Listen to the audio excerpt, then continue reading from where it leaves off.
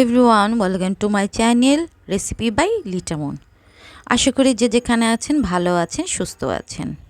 আজকে আমি চলে এসেছি নতুন আরেকটি রেসিপি নিয়ে। এখানে আমি প্যানকেক নিয়ে চলে এসেছি। প্যানকেক করার জন্য আমি প্রথমে একটি বাটিতে দুটো ডিম নিয়ে নিয়েছি। দুটো ডিম আমি এখন এর সাথে দিয়ে দিলাম হাফ কাপ তেল, মানে 4 ভাগের একটা কাপের 4 ভাগের 1 ভাগ তেল দিয়ে নিয়েছি। এখন দিয়ে দিচ্ছি চিনি। এখানে 1 কাপ চিনি দিয়ে নিলাম।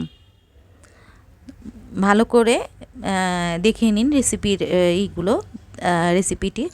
তো চিনি দিয়ে খুব ভালো করে আমি মিক্সড করে নিব, ডিমের সাথে মিক্সড করে নিচ্ছি, কারণ চিনিটা যেন দানা দানা থেকে না যায়, এটাও খেয়াল রাখতে হবে। এটার বিটিংটা যদি ভালো না হয় তাহলে কিন্তু প্যানকেকটা সুন্দর হবে না, ভেঙে ভেঙে যাবে। তো দ্যাটস ওয়াই আমি এখানে খুব ভালো করে বিট করে নিচ্ছি। আমি হ্যান্ড বিটার নিয়েছি, এখানে ইলেকট্রিক বিটার ইউজ করছি না। আপনারা চাইলে ইলেকট্রিক বিটার কিন্তু ইউজ করতে পারেন, তবে আমার কাছে হ্যান্ড বিটারটাই বেটার মনে হয়।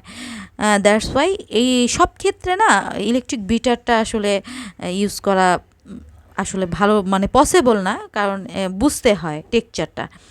এই পর্যায়ে আমি 1 কাপ দুধ দিয়ে নিচ্ছি। আমি যেহেতু দুটো ফ্লেভারের করব, একটা স্ট্রবেরি ফ্লেভার আর একটা ভ্যানিলা ফ্লেভারের, সো আমি একটু বেশি করেই নিচ্ছি। আমি 1 কাপ দুধ নিয়ে এটাকে ভালো করে, এখানে লিকুইড দুধ নিয়েছি আমি, আপনারা চাইলে গুঁড়ো দুধ 1 কাপ লিকুইড করে নিতে পারেন। খুব ভালো করে আমি এটাকে মিক্সড করে নিচ্ছি। এখানে আমি 1.5 কাপ ময়দা নিয়েছি, আপনারা চাইলে আটাও নিয়ে নিতে পারেন, আটা দিয়েও কিন্তু খারাপ হয় না, ভালোই হয়। আর এখানে দিয়ে 1 টেবিল চামচ বেকিং পাউডার, আর দিয়ে নিচ্ছি আমি সামান্য, মানে হাফ চা চামচ লবণ। এর সাথে আমি মিক্সড করে দিব সেই বিটিং করা ডিম, দুধ, চিনি যা আমি বিট করে রেখেছিলাম সেগুলো, সেই লিকুইড টেক্সচারটা দিয়ে নিচ্ছি। দিয়ে এখন খুব ভালোভাবে মিক্সড করতে হবে যেন বাবলস না থেকে যায়, এবং মিক্সটা কিন্তু খুব ভালো হতে হবে। এটার মিক্সিংয়ের ওপরেই কিন্তু ডিপেন্ড করছে আপনার প্যানকেক কতটুকু ভালো হবে, ফ্লাপি হবে।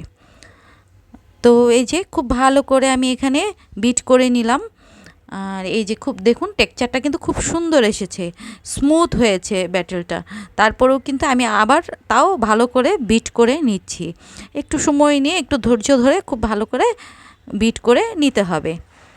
আর আমি দুটো বাটিতে, একটা বল একটা বাটিতে আমি নিয়ে নিয়েছি টেক্সচারটা ভাগ করে।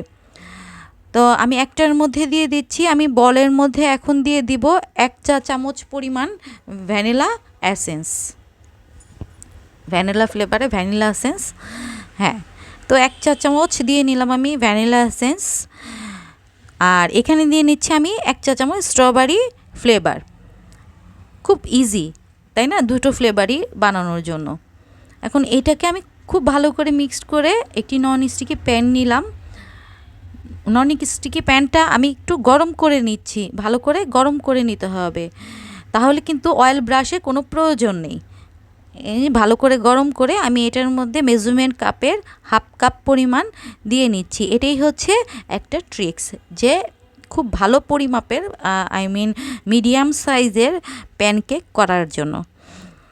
তারপরে আমি এখানে 2-3 মিনিট ওয়েট করব, দিয়ে চুলোর আঁচটা একদম লোতেও না মিডিয়ামেও না, একটা মানে মিডিয়ামের চেয়ে একটু কম হিটে রেখে একটু সময় নিয়ে খুব ভালোভাবে ওয়েট করতে হবে।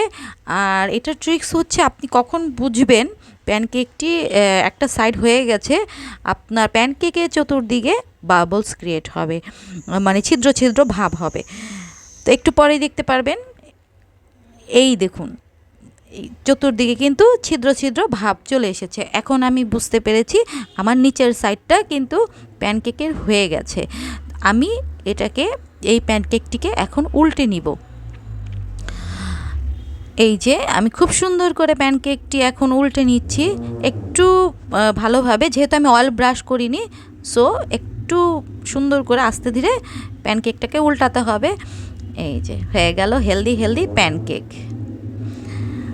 তো ফ্রেন্ডস, এই যে কালারটা কিন্তু খুবই সুন্দর এসেছে এবং সাইজটাও কিন্তু পারফেক্ট। কারণ অনেক সময় আমরা পারফেক্ট সাইজ বুঝতে পারি না যে কতটুকু পারফেক্ট, মানে ইটা দিলে ব্যাটারটা কতটুকু হলে, মিক্সচারটা কতটুকু হলে পারফেক্ট সাইজ আসবে। তো এই যে খুব সুন্দর প্যানকেকের আসলে এইটাই স্মার্ট একটা সাইজ। তো ফ্রেন্ডস, আমি সবগুলো প্যানকেক রেডি করে ফেললাম। আর এই যে প্যানকেকটা কিন্তু খুবই সফট হয়েছে, বাইরে আপনারা 1 সপ্তাহের মতো রেখে খেতে পারবেন। এই তো স্ট্রবেরি ভ্যানিলা ফ্লেভার, দুটো ফ্লেভারেরই প্যানকেক খুব সুন্দর হয়ে গেল। আশা করি এটা বড় বাচ্চা সবারই ভালো লাগবে। আজকের জন্য এখানেই বিদায় নিচ্ছি, চলে আসবো নতুন আরেকটি রেসিপি নিয়ে।